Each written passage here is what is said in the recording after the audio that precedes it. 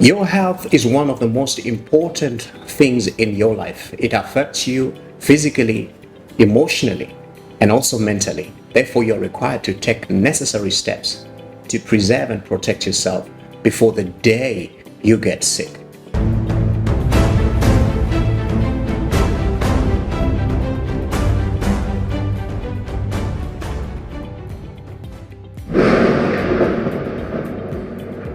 I'm so excited to have you today because there are quite a number of things that we need to talk about when it comes to health. Since health is one of those most important things that people need to hear about, talk about, think about every day, what would you say about health? Do you have anything that you can add in the lines of health being the most important thing? What is your comment on that one? Do you agree that health is one of the most important things in human life? Absolutely. Without your health, life can be very miserable if you don't have your health. There are lots of simple things that we can do to improve our health and to make sure that we're not getting sick and we're not on the road to getting sick. Most illnesses take years, if not decades, to arrive. Mm-hmm. So, for example, with diabetes, diabetes doesn't start yesterday or today.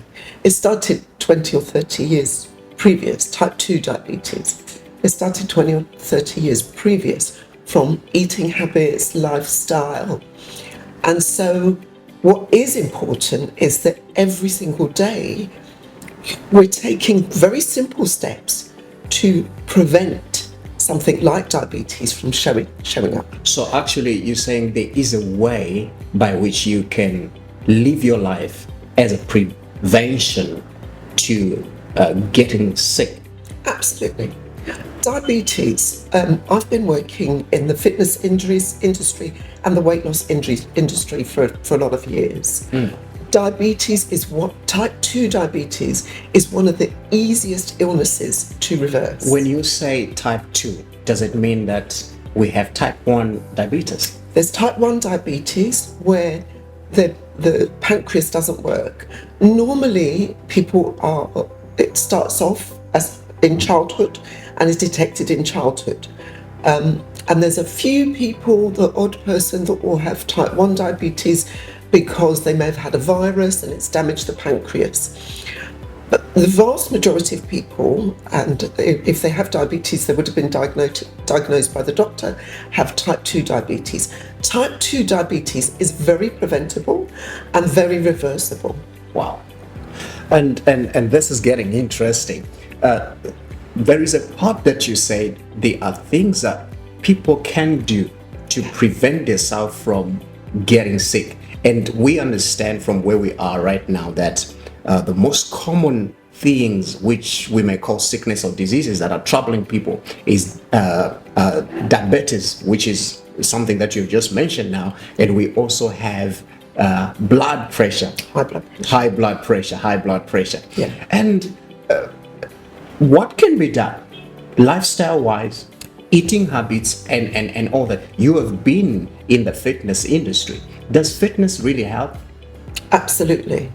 There's lots of things people can do to prevent what actually is called metabolic syndrome.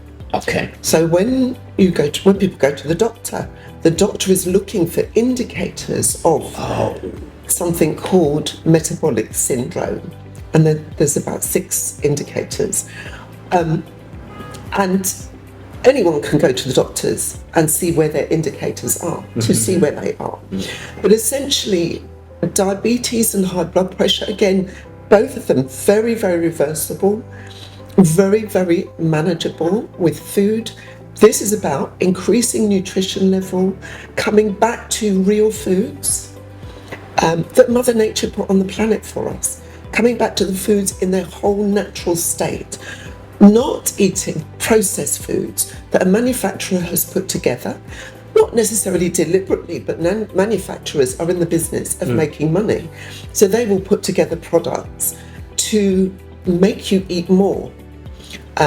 There's a particular, I'm not going to say which one, you might know the brand when I say the slogan. Yes. There's a particular make of snack where the slogan is one pop and you can't stop. One pop and you can't stop. We all know what brand that is. Exactly. I'm not out in the brand. Exactly. But what that company is saying is, if you have one of our little snack things, you're going to eat the whole. You're going to finish the whole. You're going to finish the packet. Wow. That's a problem. But they're telling you that's what's going to happen. Yeah. So personally, I wouldn't buy that because that's a trick. They're telling you straight and up front, eat one. And you're not going to be able to stop yourself from eating the packet. Wow, that's interesting. That's interesting because some of these things that look so catchy and things that are well branded or well marketed, they are the things that are really affecting us, and we find ourselves in the deep pit of diabetes or high blood pressure. But I'm so happy about that. There is a way by which you can stop yourself from being affected. Yes. And that's exercise and being careful on what you eat. Yeah. And that one, I think somebody watching me right now is saying, all right there, because I know without a doubt that sometimes it's very difficult to deal with our cravings. We crave for things that can lead us into these kind of sicknesses. Yeah.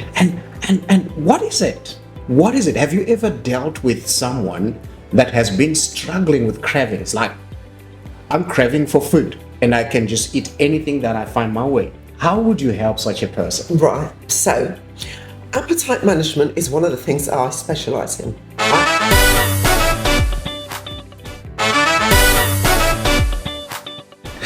Okay, so take me through appetite management, because somebody watching right now would want to know, because I know without a doubt, especially in South Africa, we struggle with appetite management and exercise. Yeah. Appetite management is part of one of the major keys to managing your weight, to weight loss, to managing your health, and keeping yourself healthy. You have to be able to manage your appetite. There are lots of techniques that we can use to manage your appetite. They cross the board from things that we can do mentally, things that we can do physically, the foods that we choose to eat, and some of the foods that we choose to eat to help to manage our appetite. There's lots of herbs, there's lots of supplements that you can take to help to manage your appetite. Appetite management is key to any weight loss program. It's also key to managing your health. If, let's say, for example, if you have diabetes. I've met lots of clients who have diabetes and walk around with sweets in their pocket. That's a disaster. Wow.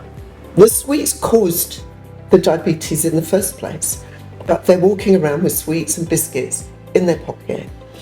And so we have to relook at that. So does the sweets increase the level of diabetes, or it increases how it affects you? Sweets is like poison to diabetics. Ooh. Sugar You got that one?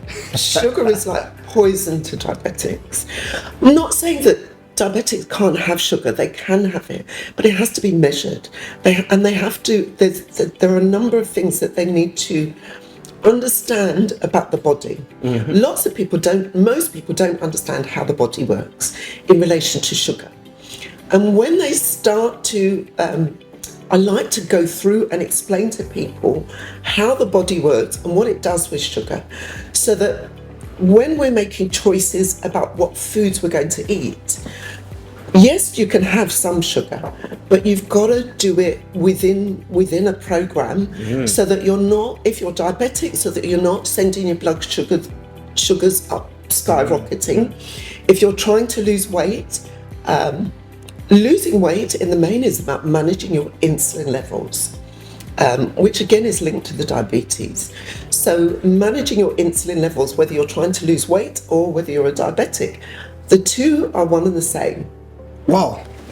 And that I'm sure somebody watching us right now is getting help in the area of diabetic, because like I mentioned, that diabetic and high blood pressure is one of these common things that are stressing and frustrating people back home. And there is a way by which you can stop these things. There is a way, like you stated, exercise, and also developing best or better eating habits. Avoid the things that increases the capabilities and potentials of that sickness developing or growing to unbearable states within the body. There is something that I wish we can talk about, which you highlighted in one of our conversations: self-monitoring. Self-monitoring. Self-monitoring nowadays is more important than ever before. With rising healthcare costs, with hospitals and the medical establishment being overwhelmed with patients, we all have to make sure that we're working on our prevention. Mm-hmm. Self-monitoring is part of that. I've devised a program, some sheets that people can use to monitor their health, monitor their blood sugars, and monitor their blood pressure, monitor their pulse, so that you've got a baseline of what is normal. Most people don't know what their normal blood pressure is and don't know what their normal normal blood sugar is, and they don't know what their normal pulse is. Wow. We must know what those three are.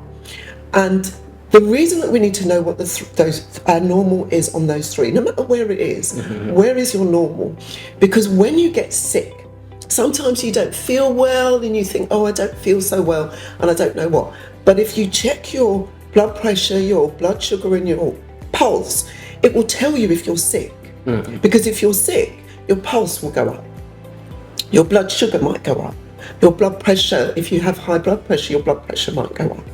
So self-monitoring is vitally important. So it's important to know whether you're sick or not, or to confirm that you're sick. It's also important that when you go to the doctors and you're saying to the doctor, I'm sick, you can show the doctor what your normal is. And that when you're showing the doctor, look, I checked my blood pressure and my pulse and my blood sugar this morning, and it's different to what it normally is, then the doctor will immediately see that there's a problem here, because this is not your normal. Self-monitoring is a very powerful tool that I would encourage everybody to start to do. So you have created some self-monitoring forms that people can use, and are they available that anybody who need them can have that form? Okay. Viewers, this is one of the most important things I believe, and you need to make sure that you get in touch with Janet and get this self-monitoring form. Your health, remember, is one of the most important things in your life. You lose your health, you lose everything. So get this form without delay. Get it now. So details will be provided on how you can get in contact with Janet and how you can also get the self-monitoring form, as you also exercise the discipline that has been stated here, your eating habits, your exercises, and the other things that your mentor Janet has just explained. Janet, one last question. We have different kind of livelihoods out there. We have the people in the urban areas, we have the people in the rural areas. And all these people have different beliefs. Some people believe that going to the hospital is a matter of wasting time, and they just stay at home. With your experience as a health mentor, what's your take on that? Hospitals are good and they have a purpose. What is important is that we are all taking responsibility for ourselves and our loved ones. Mm-hmm. So by self-monitoring, what we're doing is we're looking at our health and we're catching illness early. Self-monitoring is about prevention. So The hospitals, you know, for emergencies and for operations, brilliant.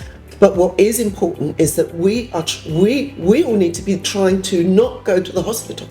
That's the aim, is to not have to go to the hospital, to not have to go to the doctor. That really should be everybody's aim. Wow. You did touch on exercise, which I want to just bring up a little bit around exercise. I come from the fitness industry. I've been moving and doing lots of sports my whole lifetime. What is really, really important is everybody does something.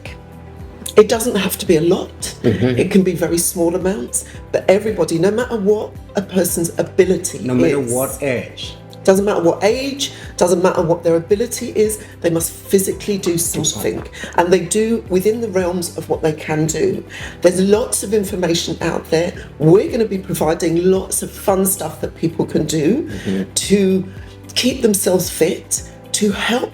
The exercise goes towards staving off diabetes, high blood pressure. It gets the body working in the way that it's supposed to. Yeah.